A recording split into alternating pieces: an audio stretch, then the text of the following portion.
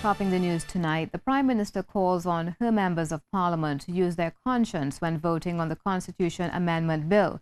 On the opening day of the debate at the House of Representatives, she also announced that a special majority isn't required for passage of the bill. In a surprising move, Mrs. Prasad-Bissessar referred to PNM documents in which they advanced their own system for a term limit, recall and a runoff similar to the bill they're so strongly opposed to. Melissa Dathrath tells us more. The Prime Minister is appealing to the members of her cabinet to let their conscience guide how they vote for the Constitution Amendment Bill. During the opening of the debate, she announced that they are free to use their discretion before taking a decision on the controversial piece of legislation. In an unprecedented move, she released her cabinet from being bound by the doctrine of collective responsibility. When the final vote is taken on this bill, all members on the government side will not be bound by collective responsibility when recording their vote, but instead will take a conscious vote, be guided by their conscience as to whether they vote yea or nay. Referring to Section 54 of the Constitution, she said the passage of the bill does not require a special majority. You are not performing, I am coming to take you out. We are going to have a recall legally under the Constitution. That's what we are doing there. And that's where we amend Section 49.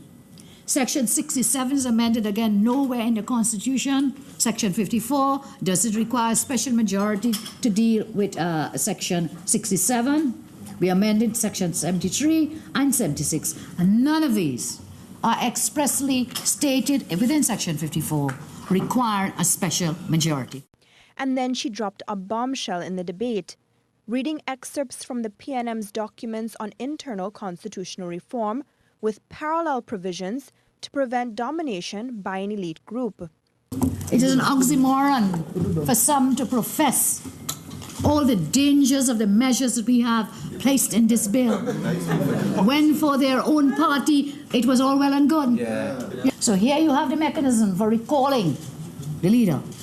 What we are seeking to do in the bill is to have the mechanism for recalling a non-performing member of Parliament. How we do it? Not by a resolution motion inside the party, but we are doing it by a petition. The Prime Minister said the Constitution is a living document, not a fossilized piece of legislation, and therefore must evolve. She told the critics and columnists who warned she will pay the ultimate political price for putting this bill before the Parliament that she's fulfilling a manifesto promise, and she is not afraid. Melissa Dathrath, CNews.